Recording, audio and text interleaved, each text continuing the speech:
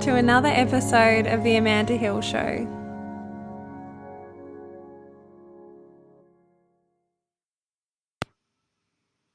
Hey guys, welcome back to the show. So pumped for you to listen to today's episode. It's an interview with a gorgeous friend of mine.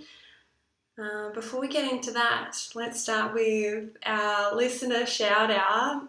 So I'm giving a shout out to anyone who's left a review for me on the Apple Podcasts app. So if you have an iPhone and you listen to the show, you love the show, you want to support this show and this community, I'm so grateful for each of you that take the time to leave a review. So today's review comes from the beautiful Nicole Winter. I know you'll be listening in, so lots of love to you, babe. And she's written, "What a treat.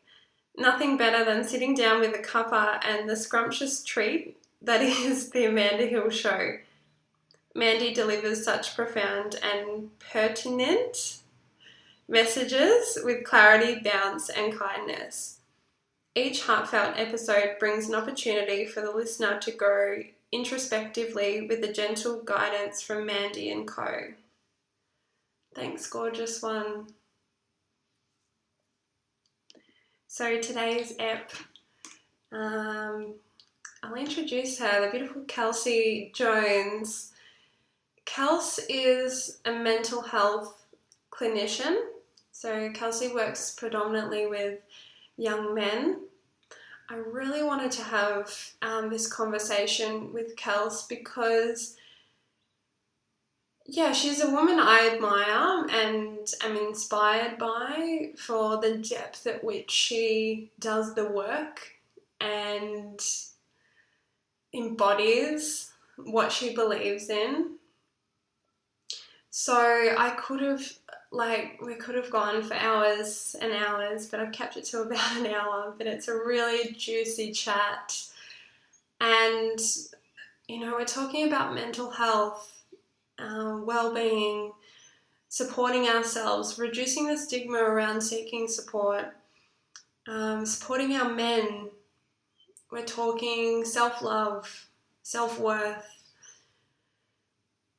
boundaries, releasing judgment, just all the wonderful, wonderful topics. So I hope that you enjoy this, and I'm going to ask that if you found this episode to be helpful, to be beneficial, that you could pass it on to someone in your life who might need to hear these messages, because I think this is a really, really powerful episode, and I hope it supports everybody that listens in.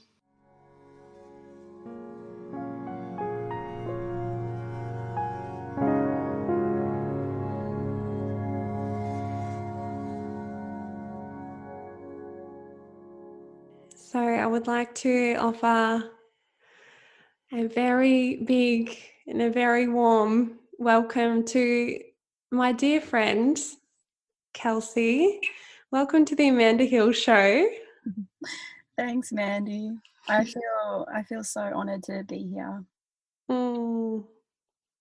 And I feel deeply honoured to have you on today. It has been on my radar for some time. I was waiting for the perfect moment, and I'm really glad that it's today. So our first question, as you would know, I know you're a listener of the show, so it's always, what are you currently frothing? So we'd love to hear your answer to this. Absolutely. I had the advantage of being able to prepare for this one, knowing that you always ask it. But I'm frothing so much in life lately that it's actually kind of hard to pick something.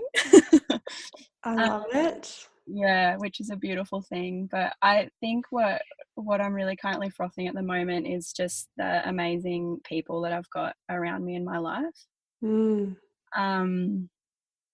I have just been feeling, so much gratitude for that lately. That feeling of just walking away from catching up with a friend and feeling so energized and so grateful to have that person in my life, like, and it's just consistently like that. It's a really lovely thing. Mm, mm. Mm. And I guess I'll mention for people listening in that you're living in Geelong, in Mm-hmm. Victoria. Just because I think that helps for the perspective of placing you. But there's a really beautiful community down there. And I love what you've mentioned here, because I think this is indeed how we should feel when we walk away from catching up with someone Oh, in our absolutely. life, right? Yeah. Mm. Mm. Okay, so some of my listeners will know you very well because we have quite a few mutual friends. But for those who are hearing from you for the first time, would you like to tell us a little bit about what you do in the world? Yeah, for sure. So I guess what I do mainly is I work in the youth mental health space. Mm. Um, so my training background's in psychology, and I work with young people between the ages of 12 and 26 who engage in substance use that might be like creating problems or um, impacting their mental health in a way that's not necessarily good for them. Mm-hmm. Mm. Mm. Mm. It's amazing work that you do, and challenging work, I Mm. imagine. For sure. It's really challenging, but super rewarding to work in that space as well. Mm. Mm. Yeah. And your little baby, you have an Instagram page called The Human Mind. I do. Yeah. And I'm going to be directing all the listeners to check it out, absolutely. And to also share it with anyone that they know in their life that might benefit, because it's a really amazing resource for mental health and well-being that you're providing. I'd love for you to share with us what the intention is behind this platform, and I really love the meaning behind the name. So if you could share that as well. And also, yeah, what sort of messages that you're sharing, what you're passionate about on there. For sure. So I started up the Human Mind, I think, back in February this year. And at the time, because I guess the intention has changed and will probably continue to change as it develops. But at the time, I just had a real yearning to express creativity in this space of mental health and well-being. And I'm really passionate about, people being able to be well. And so I thought, yeah, I would give it a go. And the name for the Human Mind, I'm trying to think. I think at at the time I was actually reading the Hunger Games series. Great. And beg your pardon. I said great. Yeah, it was great.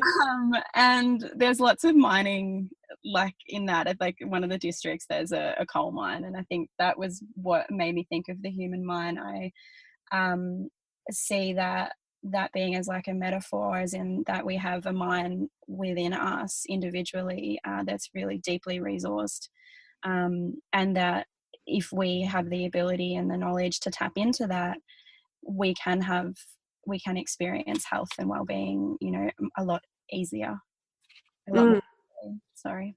Mm. Yeah. Beautiful, beautiful. And the sorts of themes that are coming out regularly, or what are the topics that you're really passionate about on there? That's such a good question, because I do feel like it's pretty broad at the moment, and definitely the things that come to mind that I'm passionate about are around well, body image and self-love, self-worth, things such as shame, guilt, how to overcome these kinds of really, really painful emotions that we can sometimes carry in the world. Mm-hmm. And I guess practical supports too. So in terms of what strategies there are that we can pull on to actually help ourselves to manage problematic mental well-being, or, you know, to help get ourselves feeling healthier. Yes, yes. And this is the perfect segue, because I did want to ask you today about some of the strategies you personally use to help manage your mental health, because the depth at which you're speaking to these topics, is very clear that you're deeply committed to this in yourself. Otherwise, you couldn't share with that level of understanding. So, yeah, for you personally, how do you manage your mental health? It's such a good question, and so hard to answer, because for me, the way that I manage my mental health changes frequently, day to day, moment to moment. You know, it could change depending on what part of my menstrual cycle I'm currently at. So, you know, I'd like to tune in and see where I'm at, and then adopt strategies that suit that. But having said that, I think there's a few things that I do that I guess are my go-tos. And a really big one for me would be meditation. That's something that I've been doing, I'm not actually sure how long now, maybe 3 or 4 years, on a daily basis, and, you know, occasionally miss a day and that sort of thing, which is cool. But generally speaking, meditation is something I really prioritize. Yeah. And I describe it as life-changing. Yes, absolutely. Yeah, that's a huge one. And meditation is just such an incredible thing to do, because it teaches you how to be in stillness and to come into that role of observing things, observing what's happening internally and externally, without judgment and without reacting to what's happening, but being able to just calmly look at it and go, oh, okay, that's what's going on. Yes, yes. It is honestly one of the first questions I ask when I see a new client. Yeah. Are you meditating? And then the next question, are you open to meditating? Yeah. It's, I don't know if it is for everybody. What are your thoughts? I would probably agree with you there. Like, I don't think that it's for everybody either, but I guess it depends what you refer to as meditation. You know, I guess like the traditional sitting down and you know, crossing your legs, closing your eyes, whatever, meditating for however long, maybe that's not for everybody. But I think the actual act of meditating, of being present and being engaged with what's happening for you and what's happening in your environment, I do think that that is for everybody. But some people might access it through surfing or hiking, or, you know, eating something really delicious. Yes. Yes. Yeah. Absolutely. And this is comes into a lot of conversations we've had, something I feel we have a shared passion in, which is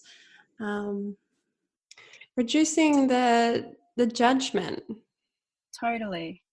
on what people choose to use to access their spirituality or to manage their mental health. And I'm sure in your line of work, for each client, you're looking at what's going to fit for their lifestyle, like what's going to be achievable for them, which is very different to someone else. Yeah, 100%.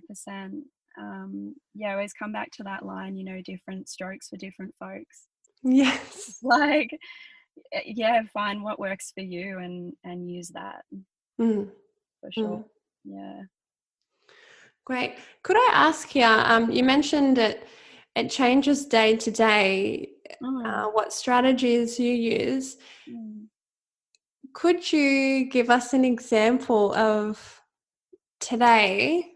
Like, is this something when you wake up, you think about how am I going to support my mental health today? Yeah, And absolutely. then is there an example you could give us of today, an action you took or something you've put in place to support that? Yes. Yeah, I could do that for sure. So I do make an effort to check in regularly. So often I'll check in with myself and my emotional needs in the morning. Uh, Mm. if I have time throughout the day as well. And then When you say you check in, is this through just stopping and taking a moment? Is it meditation? Is it journaling? yeah, so all of the above. I do a really brief journal of an evening. I can be pretty resistant to journaling. I know that it has amazing benefits, but it's just part of me that gets really Mm. like sooky about journaling. So I have like a super brief check-in that I do that I think actually was inspired by Claire Baker, who I know you've had on the show. And it's literally just giving yourself a feeling word for how you're feeling physically, mentally, emotionally, and spiritually. Mm. So I'll do that every evening in writing. Mm-hmm. But yeah, in the morning it'll just be a check in and just actually taking 2 minutes, even 2 minutes to just kind of go, okay, how do I feel right now? What do I need from today? Mm-hmm. And so for today, for example, I woke up and my mind was quite active, and I felt a little bit restless. So I thought that it might be a good idea for me to do some physical activity today, but I also didn't really feel like doing that. Mm-hmm. So what I opted for, I was catching up with some girlfriends in the morning, and then I had an appointment after that. So I just decided to not drive and walk to those places, and ended up doing like an hour of walking. Mm-hmm. I guess like that was my way of managing my mental health, because I thought, cool, I can listen to some music and just chill out and get the activity in, but make sure that it's actually enjoyable. Mm. So nice. And Mm. integrated into your day so it's not feeling like a chore or Mm. something extra. Yes, because I think that's so important. Like we're not as inclined to look after our mental health if we make it like a chore, if we look at it as being something that's tedious or annoying to do. Mm-hmm. Mm-hmm. Yeah. So do you find in yourself you're always looking for ways to make it more enjoyable? Um, I don't know. I haven't asked myself that question. I guess probably on some level, but not Mm. consciously. I think that I'm so um determined to enjoy the process that and I think that there are so many different strategies that you can pull on, that there's always something I can choose to do that I'm going to enjoy. Mm. Yeah, so always would just want to opt for that choice if I can. Yes. Yeah. Yes. And so on that front, Mm. um, is there anything you feel comfortable to share with us that you're currently working on in yourself? Mm. Yeah, I what comes to mind, something that I've been really focused on lately, has been surrender. Hmm. So practicing surrender, or acceptance, if you want to call it that. And I guess to speak to that a little bit more, when I say that's something I've been working on, I have been practicing it as like an attitude um, to my life experiences. So if I can maybe give an example, because I feel like that was Mm. really confusing. um, I think that, and particularly like, because I'm interested in doing the work and personal development and stuff, that's really awesome. But sometimes like I can be a little bit hard on myself because I feel like I should be here and I'm actually kind of back, well, not back, but I might actually be in a different area to what I want to be in. And so then there might be this experience of resistance where I'm kind of almost judging myself for not being where I feel like I should be. Yes. And I mean, I can actually give like a concrete example here. I ended or had a relationship end, like a significant relationship, towards the middle of June this year. Mm-hmm. And so I've been dating since then. And I had an experience, I don't know if it was last week or the week before, where I'd caught up with a guy, and then a couple of days went by that week and I hadn't heard anything from this guy, like through text message or anything. And there was a large part of me that was like, okay, that's cool, there's lots of reasons why that might be, no big deal, it's good to have some space.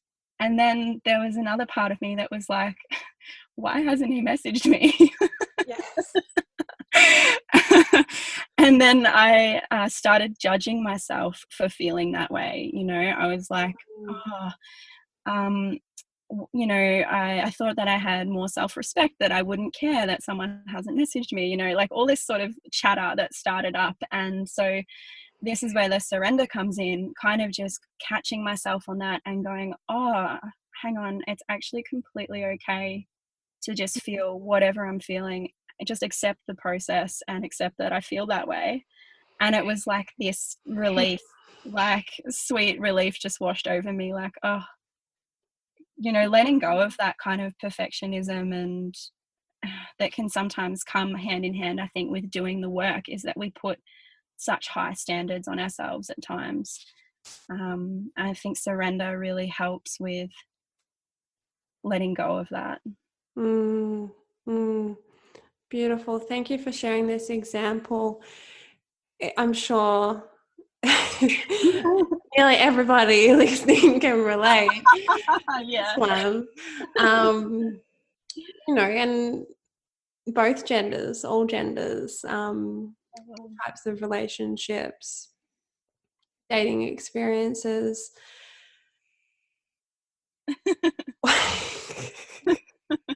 It's so human, right? It's so human. That's what I was getting to. So I just lost my train of thought for 1 second. Thank you for being on that train with me. You're welcome. That is exactly what I wanted to say.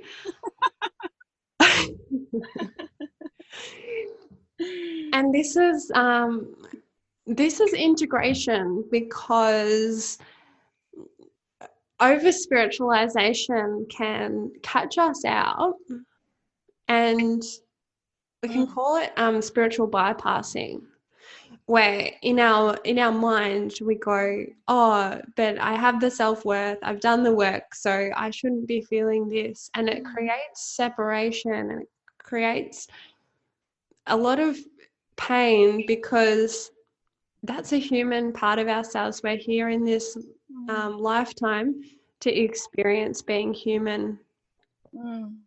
And those parts of ourselves that, we push to the side and go, that's not spiritual enough, or I'm not yet there yet. So empowering to reclaim that and go, this is just how I feel in this moment. Yeah. I loved hearing that. And not only is it okay, but it's wonderful. Like, we don't want to cut ourselves off from feeling. No, that's exactly right. Yeah. And so much growth came as a result of that as well, because being able to acknowledge that feeling and explore it a little bit, like I was able to learn a lot about myself, and that's a really cool opportunity too. Beautiful. Our next question, actually, I'd love to move into this. You're someone who I see as having a very strong sense of self-worth. We've touched on it a little, and I Mm. know it's not just me who sees that in you. It's a resounding quality, one of your strengths, absolute strengths. Um, I'm really curious if this is something that you've always like inherently had, or is it something that you've cultivated over time, or is it even a little bit of both? Yeah, that's a really awesome question. I that's such a good question. I would say perhaps it is a little bit of both, but certainly the level of self-worth that I have now, I've definitely grown and nurtured and cultivated that over time, and particularly I'd say over the last 6 years. Um, Mm, if I look at the level of self-worth I had, when I was 19, completely different. Yeah, and at that age, I was making decisions from a very different place in myself to what I do now. yes, yes. And is there anything in particular that stands out to you over the last 6 years that has helped you increase that self-worth? Mm, what a good question. There's been so much. I think firstly intention. So really having the intention to develop that self-worth and being able to acknowledge that it wasn't where I wanted it to be. So is that something you sat down with yourself almost Yeah, and you went to that place of going, this isn't where I want to be, I want more? yeah, absolutely. And kind of just looking at some of the decisions that I was making and sort of, I guess, wondering why I was making choices that weren't supporting me and how could I start to make decisions from a place that was more supportive for myself. And I think that comes down to self-worth because we're making choices based on how worthy we feel we are. Mm, um, and so yeah, it was that gentle intention with myself, and then connecting with lots of various meaningful relationships in my life, like mm, um, my former boss has been and continues to be an incredible influence in that space. And so my relationship with him was incredible for that, as was connecting with psychologists, and speaking meaningfully with the different people in my life who could hold that safe space and allow me to explore what it is that I wasn't feeling worthy of, um, and where that might have come from. mhm, Yeah. mhm. A big part of it is coming back to that. I mean, it makes me think of Brené Brown, just that idea that worthiness is a birthright, and Mm, acknowledging that, everybody is worthy of love, worthy of happiness. Everybody's enough exactly as they are. mm, And recognizing that and kind of going, oh, wow, like that's true. I believe that. I do believe everyone else is worthy of love and worthy of these things. So that must mean that I am as well. mm, And mm. that was the big realization of, okay, yeah, we need to work towards this now. Yes, yes. When there's something we believe in ourselves, Mm, then it gets to a point where we need to get out of our own way because we believe in it so strongly for others. yeah, yeah, And then it's like, well, if I believe that for others, I have to be the one to give myself permission to have that as well yeah, and absolutely. to go first with it. Yeah. And it's so much easier for us to have compassion for other people than it is for us to have self-compassion. Mm, and and yeah, so that practice of self-compassion comes into it so much, like that idea of working on the way that you speak to yourself and making sure that you're speaking to yourself the way you would speak to a good friend, speaking kindly. mm, It all ties in together, I feel. mm. Mm. These are all such beautiful reminders. I can actually feel as people are listening in, because it's what I'm doing as I'm listening to you. Just like the waves of those reminders are like washing over me. Yes. Yeah. So nice. That's a good question. You mentioned a little bit here around seeing psychologists and things like that. You're a practitioner yourself. Is this something you're encouraged to seek out, or is it something that you choose? That is a good question. So it probably depends who you talk to in the industry, but I would say absolutely most people that work in mental health support of any kind also encourage everybody to seek support for their mental health, because it's not something that anybody, mental illness or problematic mental health, like that's not something that anybody is immune to. So yeah, absolutely, help seeking is really encouraged and normalized in our industry, which is a really awesome thing.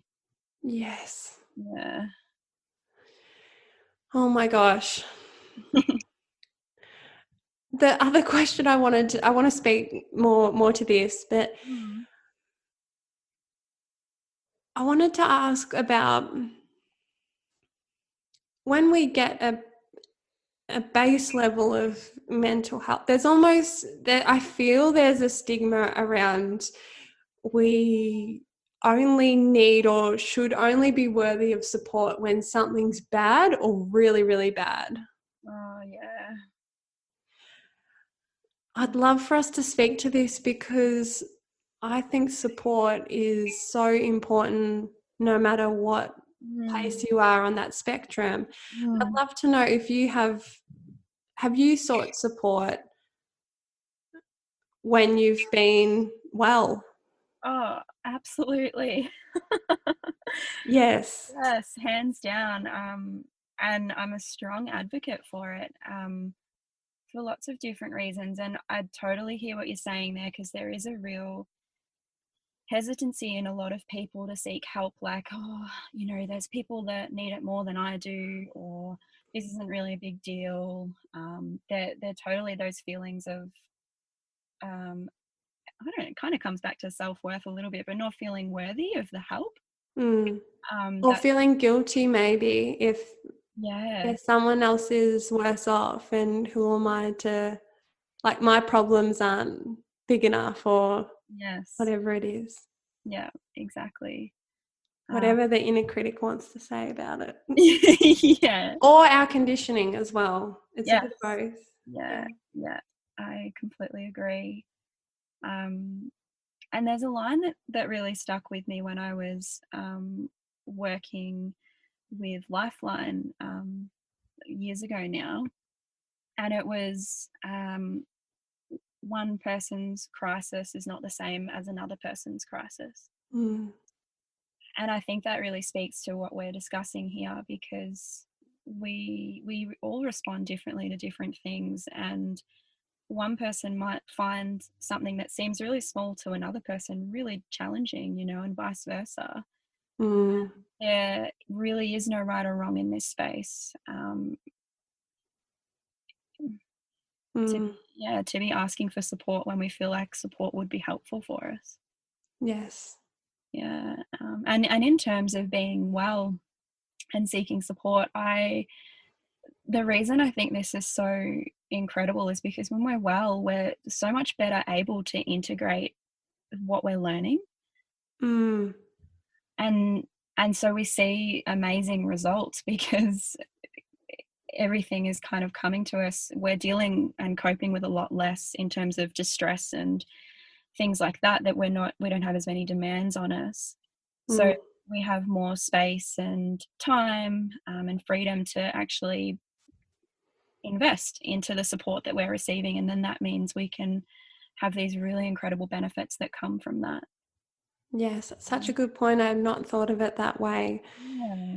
If we think about having a really stressful situation, or we feel like we're in that survival mode, Mm, then fight or flight can be present. totally. And so then the difficulty of integrating new information on top of that. It's so hard. Mm. And that, yeah, and so that's another benefit, is that it can be preventative. Yes. And I really hope, that there's a lot of evidence to show that we might be moving more into that direction in the future in terms of focusing on preventative, healthcare. And particularly, like, when we talk about mental health, we're not referring to mental illness. We're talking about how to keep ourselves mentally well, or get ourselves mentally well, and it's that focus on, even when you are well, you still need to be addressing mental health, because everybody experiences mental health, and we all need to tend to it the same way we tend to our physical needs. Yes. Yes. And this is what many ancient medicines knew all along. When I studied Chinese medicine, it was a heavy focus on the preventative aspect. How can we get ourselves well and even more well? Yes, exactly. Mm. Mm. It just makes sense. Yes. Yes. But of course, there are times in life when we're in that survival mode, and that's okay as well. Yeah, 100%. Hmm. Yeah. Oh, I am loving this, Kels. And I hope everyone listening in is, enjoying this chat. We are both big fans of boundaries and have joked about having a boundaries club. Because we love them so much. And I'm very happy to have found someone who's just as passionate, if not more. Yeah. So I couldn't chat with you without going here. Yeah. Why are boundaries so important to you? And if you feel comfortable to share with us, what's one boundary that you currently have in place that's really supporting your well-being and mental health? Awesome questions. The first one, why are boundaries so important to me? Yes. Yep. Yeah. Okay, boundaries, the reason they're so important to me is that they protect my well-being, and my energy. So, and particularly for myself, like, I care a lot about other people, and feel like I have a high level of empathy for the world, and it's just not physically possible, as you know, to be able to have an uncontained level of empathy. It's just not possible, and so boundaries for me, they protect my empathy, so that I'm able to actually sustain my empathy for people, and give more. I don't know if that made sense. Yes. Yes. Yeah. The key thing that you mentioned here that I want to pull out is you said it enables me to give more. Yeah. There's such a myth that boundaries are cold. Sometimes they can be. We maybe need to tell someone, straight down the line. And that's okay. That's part of it. But on the majority, like, boundaries are these containers that allow us to give more, that don't actually cut us off from other people, that actually provide this space that we can, as you said, give more, be more intimate with that person, because it's not unstructured. Completely. I think boundaries come from a place of total love. Yes.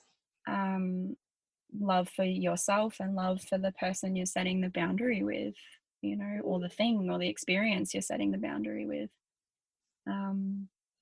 Yeah, completely agree with you. I really value being able to be present, and to be generous with the people that I spend my time with. But the only reason I'm able to actually be that way is because I have really firm boundaries that protect that quality within me to do that. Mm. But it's coming from that place of love. It's like I have to say no today, or I have to contain this here today, so that I can continue to do it forever, you know.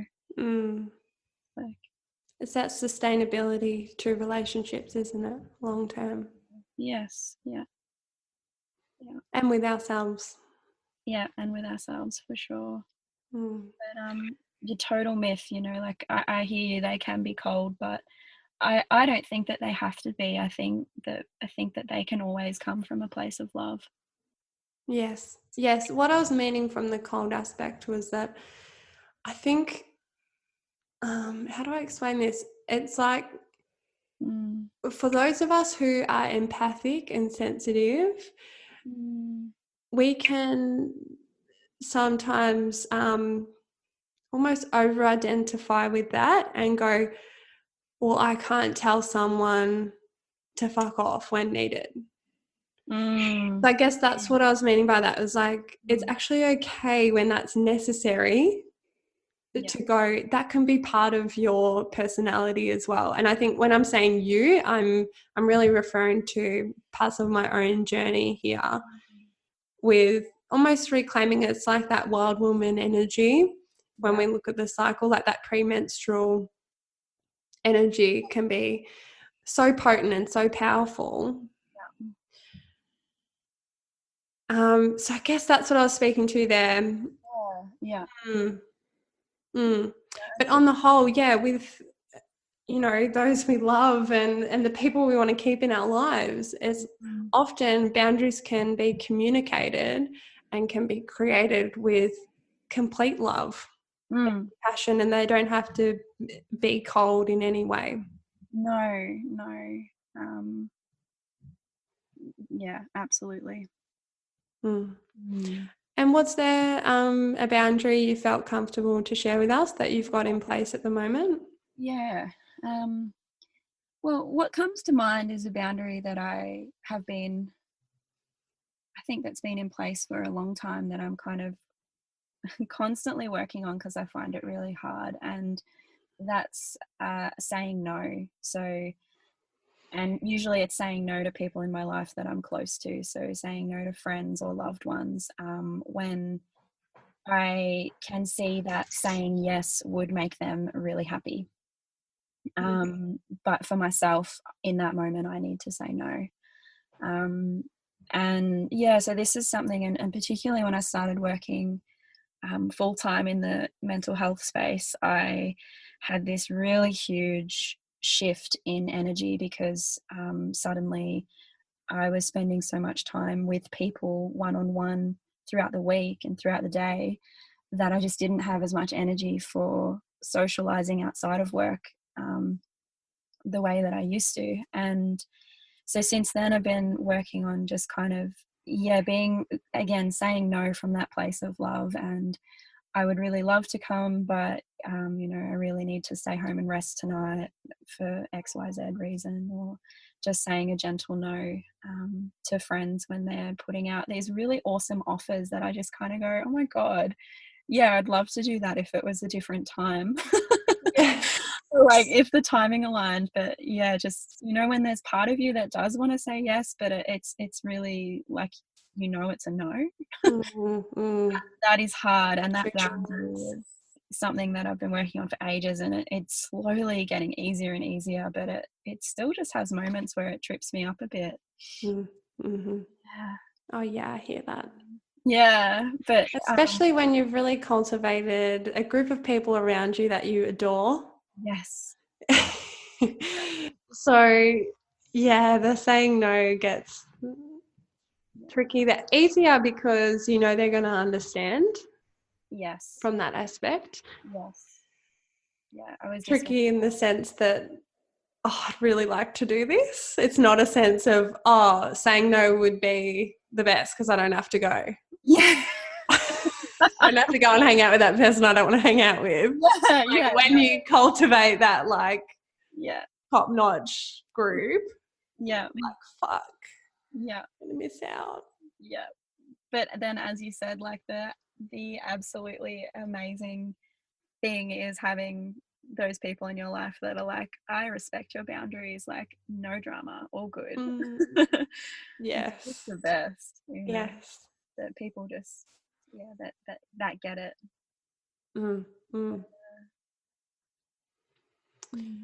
And how about when people don't get it? How about that? Oh, how about that one? How about that? That is a good question. And that's hard. For me, when that happens, I like to speak, like then have a conversation directly with the person about boundaries and about how I feel about boundaries and how much they mean to me, and express, like, I guess that there's something I need to have in my life. And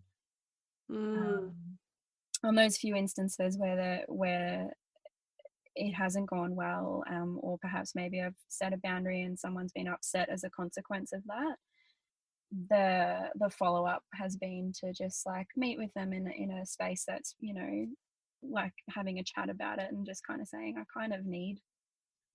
need to be able to set boundaries, and is there a way we can do this that works for both of us? Like, you know, but that is a real challenge. That's sometimes a really great strategy you've mentioned, though. Because that takes a lot of humility, because I think the ego wants to go. Yeah. Sometimes it might be appropriate to go, they didn't understand, you know. Yeah. And that's a beautiful opportunity to see what could be possible. For sure. I think as well, like, often if a person's setting a boundary and someone's responding in a way that's, you know, they get upset about it, for example, chances are they're not so much reacting to the boundary, they're more reacting to their feelings being hurt because they're taking that boundary personally. You know, and if you actually just meet up with the person and kind of have that conversation of like, actually, this is what it's about for me, you know, I really do value you, and I really, you know, like really making sure that person is feeling that love and support from you, because I think sometimes the boundaries can be taken as a personal attack, when that's totally not the way that they're meant or intended to be. Practicing that crystal clear communication, so that you put all the cards on the table, and that if you are, because we know that some people are in our life for a reason, a season, or a lifetime. Love that. So you're giving that opportunity for both the souls to go, is this actually, because sometimes there's just a change in energy, a change in chapters, where the friendship or the relationship is meant to move on or dissolve in that form that it's been in. Or there's meant to be more space to be created. Yeah. But I really love this strategy, because, and I'm going to practice this, because I feel like it's either a blank slate to move forward with, or a new foundation, or it's going separate ways but both knowing exactly why. Yes. Yeah. Yeah, I think it's kind of like, we could choose to sweep it under the rug and move on, or we could just choose to kind of take it out and examine it together and kind of make sure we're on the same page about it. Yeah, just bringing it out into the open, I really feel that can be very powerful.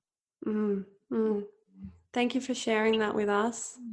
Really love it. Glad. I know we could stay here for a while, but we might move on. And what about where? It's a good boundary setting, Mandy. Yes, thank you. I just got that. Yeah.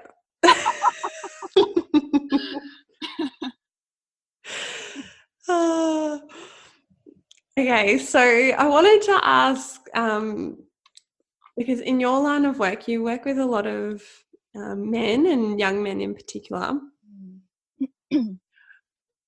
Because you've got a direct insight, what do you see as the greatest issue facing our men today, and how can we best support the men in our life? I love that you're asking that question. That in itself is supporting the men in our life. I think what I feel to be the greatest problem facing young men and men in general is that many men don't feel safe to be vulnerable and to express emotion. I think that, you know, if we kind of look at like masculine, you know, typically masculine traits and typically kind of feminine traits, I think where we are at the moment in 2019, like women, you know, we're kind of in our prime at the moment. Like we are encouraged to show, you know, feminine traits and qualities, but we're also encouraged, at least in the Western society, to show masculine traits, you know.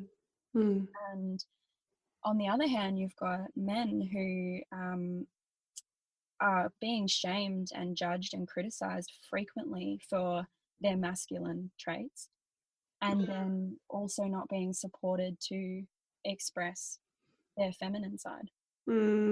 I agree with you. Yeah, and that's so oppressive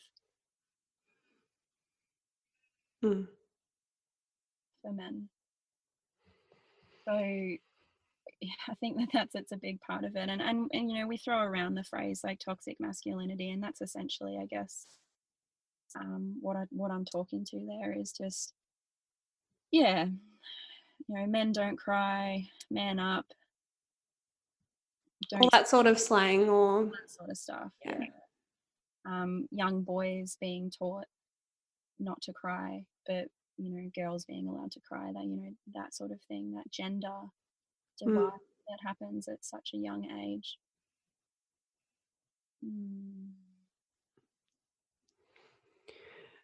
So on that front, how do you think we can support men at this point in time? Well, I think that we need to, well, men, I think, need to stop being shamed and judged and blamed for so much. I mean, I know not everybody is contributing to that, but I guess shame, blame, and judgment, just in general, man or woman, it's just not helpful. And so I think what men need is support. They need support and a safe place to be vulnerable. And that's the biggest way that we can support men, is to actually ask them how they're feeling and actually listen and be comfortable in their vulnerability, because a man expressing vulnerability can be confronting for a lot of people. It's very easy to pull back and go, you know, men need to show their feelings, men need to do this and that, but when a man chooses to be vulnerable, that can be confronting for some people. And so being able to sit in that space and offer support is just hugely, hugely powerful, I think.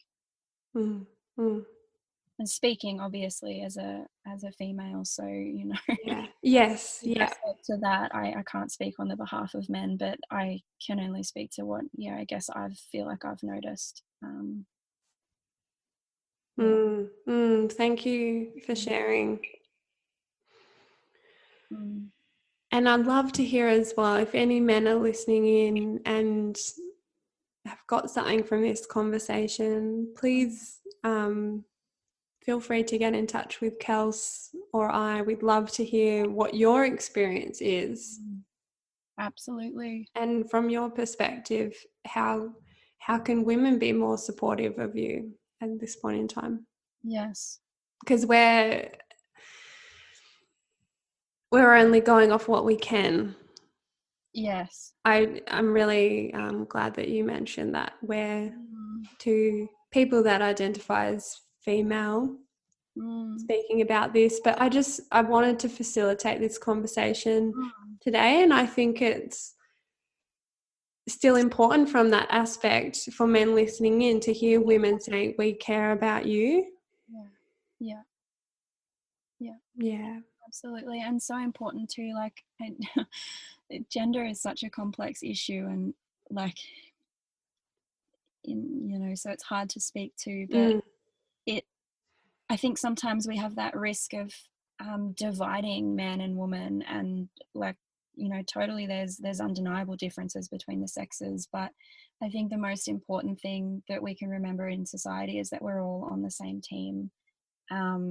And so, for that reason, I think it should be okay for women to talk about this stuff, and the same way it's okay for men to talk about this stuff too, like as long as we remember that the goal is to be on the same page. Yes. And the ways that we are similar as a human race Yes. are more so than the ways that we're different. Yeah. Oh, completely. Mm. Yeah. Mm. I think this is on the same note, but I wanted to pull out one of your posts that I really loved from the Human Mind. You wrote, if you don't know how to help someone, ask. This was so simple but so profound. Would you mind sharing some further strategies or, what you were wanting to get across with this, with my listeners? Yeah, totally.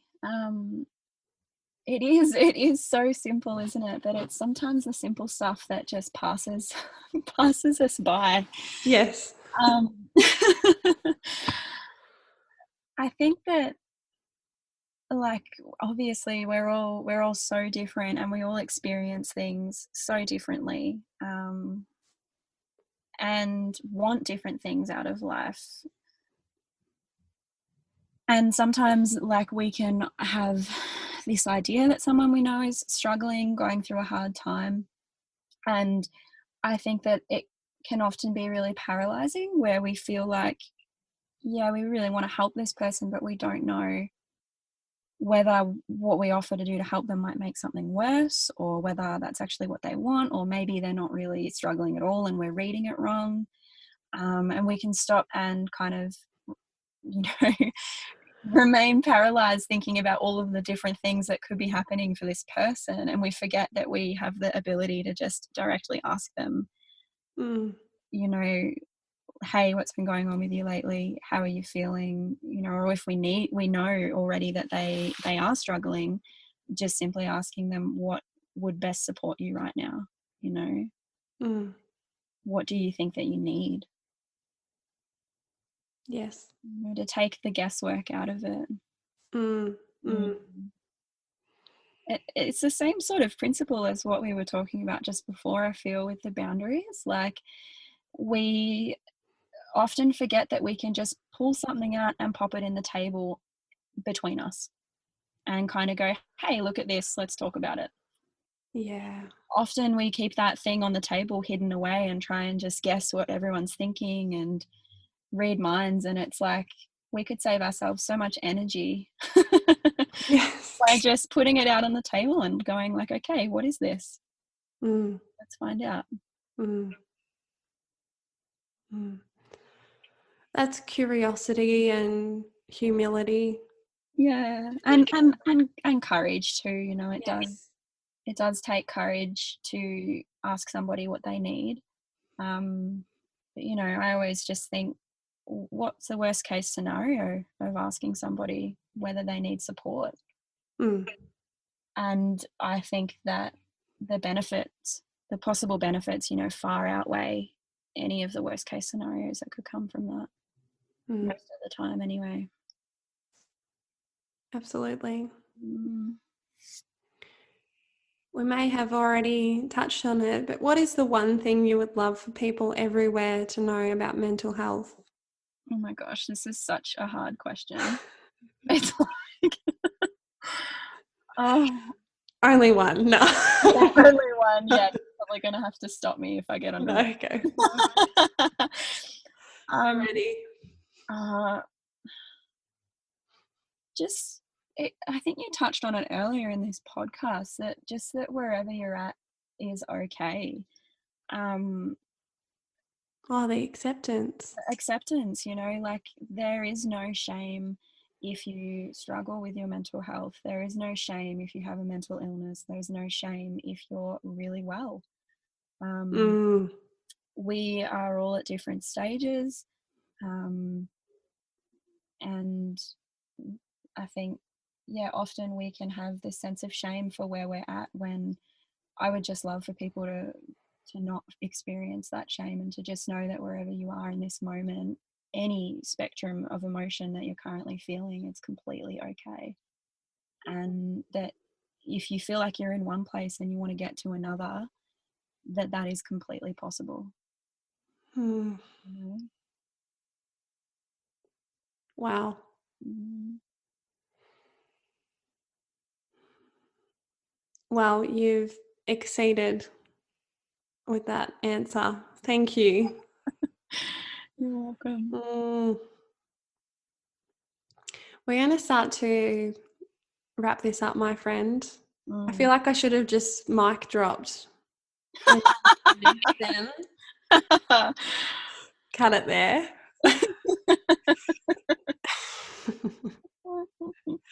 But nonetheless, I did want to ask you about Harry Potter because I'm a fellow fan and I know a lot of my listeners are. And I know that this is one of the great loves of your life. Would you like to share with us why this is? Because I know you're a deep thinker as well, so I'm really excited to hear this. Totally. Yeah. So this is such a big question, isn't it? I just, look, if I simplify it, it's just the emphasis that is placed on love in Harry Potter. Love being what triumphs and is stronger than anything else, you know. Harry Potter teaches so many different lessons, you know, and I'm sure you could help sit here with me and help name all of them, like friendship, bravery, all that sort of stuff. Magic. Magic. You know, the big takeaway for me is just that absolutely enormous power of love, that I think is just as powerful in our world, rather than the wizarding world. You know, so freaking powerful. It triumphs everything. You know, and the other thing I like too is that I think that it has some really amazing lessons about judgment and how, you know, we can judge people to be a certain way. Like there are so many characters in Harry Potter where you might judge them to be a certain way initially, and then there's all of this amazing character depth and growth that occurs where you realize that actually this person is completely different, you know, to what you originally thought they were. And I think that's an amazing lesson as well, that can be taken outside of Harry Potter, is that we're only seeing, you know, the surface level when we interact with people, and we've got no idea what their past experiences have been, what's happening underneath that surface level, you know. And so we can be so quick to judge, but we really don't understand necessarily what we're judging, if that makes sense.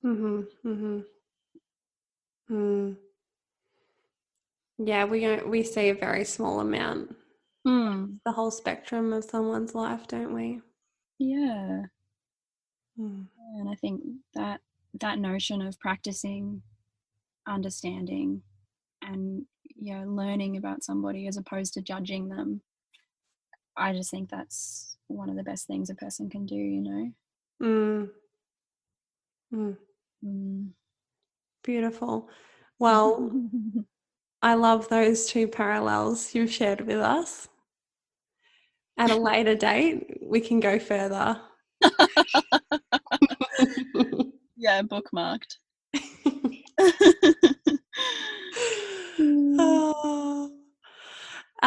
So our last question is, where can my listeners find you online, Kels? Yeah, totally. So, the name of my Instagram page is The Human Mind. And that's mine, MINE. Yes, thank you. Yeah. Yeah. Mm. Beautiful. Well, thank you so much. It has been the best to have you on the show, and so grateful for all that you've offered. Can't thank you enough, honestly. Thank It's you. been amazing. Appreciate that. Mm. Yeah, it's been so great. And if I can just say too, I hope it's okay to say this, like, you know, obviously it's really like challenging speaking on a podcast, and so I've kind of just done my best today to speak sensitively, but it's really important to me that that I do communicate in a way that's sensitive of other people and their feelings and experiences. So I just kind of want to say, if there is anyone that's listened today and you felt like anything I've said, hasn't might be worth challenging, like, please feel really welcome to actually get in touch with me and let me know that, because I always want to know, I guess, how to make sure I'm communicating in a way that's appropriate and respectful of people. So I just wanted to kind of acknowledge that while I've done my best, if I have accidentally offended anybody, just let me know. I'd love to learn. I would really love to hear that feedback. Amazing. Yeah. Amazing. Thank you, Kels. No worries. Thank you.